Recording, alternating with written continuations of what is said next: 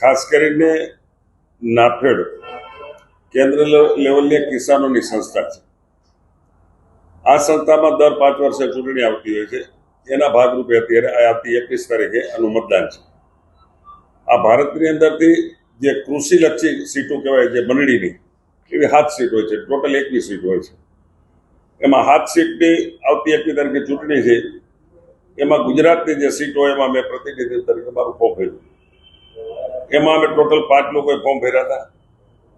અમારા પાર્ટીના આગેવાનો, સહકારી ક્ષેત્રના બધા આગેવાનો મળીને નિર્ણય કર્યો કે આપણે બધા બિનહરીફ કરવું છે। એના કારણે બધા ફોર્મ પાછા ખેંચ્યા પ્રેમથી, અને હું બિનહરીફ છું।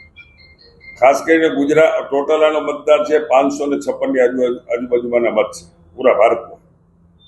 તેમાં 298 મત તો ખાલી ગુજરાતના છે, અને 298 માંથી 198 રાજકોટ અને મોરબીના છે।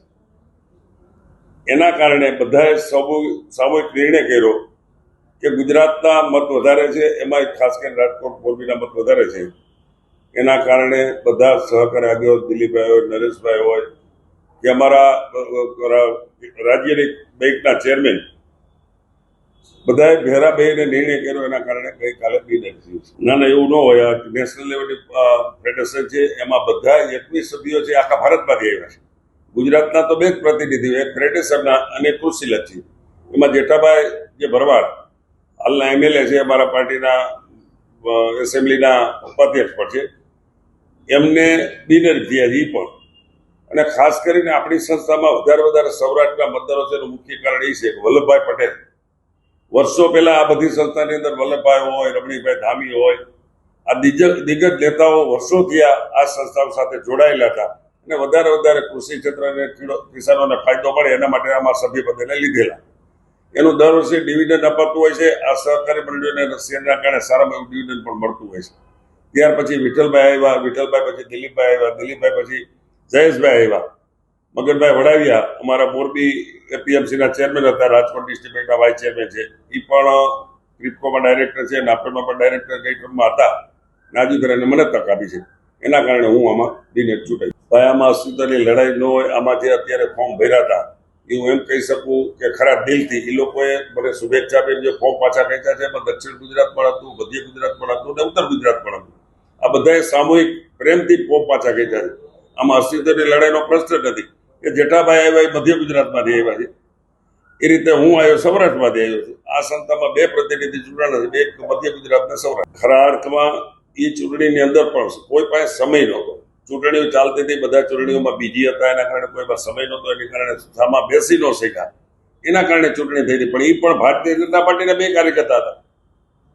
તો ખરા અર્થમાં આ વખતે અમે 5 ભારતીય જનતા પાર્ટીના જ કાર્યકર્તા હતા, અને સામૂહિક બધા બેઠા। પાર્ટીના અમારા આગેવાનો પણ આ ચૂંટણીના કારણે નિવૃત્ત થયા, એના કારણે ટાઈમ આપી શક્યા, એના કારણે બધાને ભેરા બેહાડી અને નિર્ણય લીધો છે। એ પાર્ટી નક્કી કરતી હોય છે, અને પાર્ટી જે નિર્ણય કરે અમને શિરોમાન્ય હોય છે। મને બીજા કોઈને મેન્ડેટ આપ્યો હોત તો હું ચૂંટણી લડવાનો નહોતો। હું પાર્ટીનો શિસ્તબદ્ધ સૈનિક છું, અને પાર્ટીના આદેશના અનુસંધાન આવું છું। 38 વર્ષથી પાર્ટી મને ટિકિટ આપે છે, હું જીતતો આવું છું, એ પાર્ટીની મહેરબાની છે। ને પાર્ટીએ સામૂહિક પાર્ટીએ નક્કી કરીને મને બિનહરીફ કર્યો। હું એટલા માટે નહીં કહી શકું કે પાર્ટીના 2 કાર્યકર્તા હતા, અને અમારા નેતાઓ ચૂંટણીના કારણે ફ્રી હતા, પણ એ ચૂંટણી પણ બિનહરીફ થઈ હોત એવો મને 100% વિશ્વાસ છે। આ સંસ્થા ખેડૂતોની સંસ્થા છે, અને નાફેડ સંસ્થા ખરા અર્થમાં આમાં મને ડાયરેક્ટર પદ મળ્યું એનું ગૌરવ મને એટલા માટે છે। મિત્રો, મારે પૂરી વાત કરી છે। 2014માં કેન્દ્રમાં મને કૃષિ અને સહકાર મંત્રી બનાવ્યો, ત્યારે નાફેડ બંધ કરવાની કોંગ્રેસના વખતમાં ફાઇલ ચાલતી હતી, અને જો મંત્રી બન્યો 10 જ દિવસ બન્યા હતા, અને આ ફાઇલ મારી સાઇનમાં આવી ત્યારે મેં જોયું કે નાફેડ બંધ કરવાની ફાઇલ છે, એટલે મેં PM સાહેબનો ટાઈમ લીધો। મને 2 જ કલાકમાં એમને ટાઈમ આપ્યો। ફાઇલ લઈને PM સાહેબ પાસે ગયો, મેં PM સાહેબને આખી વાત કરી।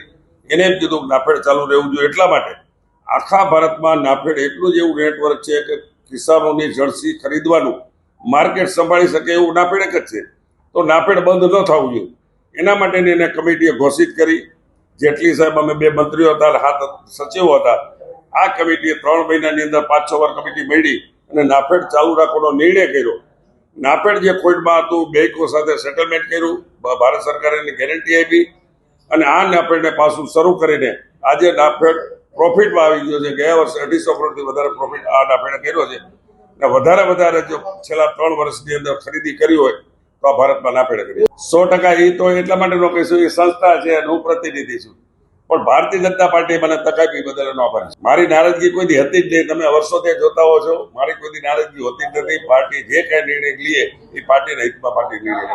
પાર્ટી ઇન્વોલ્વ થઈ હતી. પાર્ટી બધાને વાત કરી અને બધાને સવારે દિલ્હી મોકલ્યા. અમે બધા સાથે બેઠા.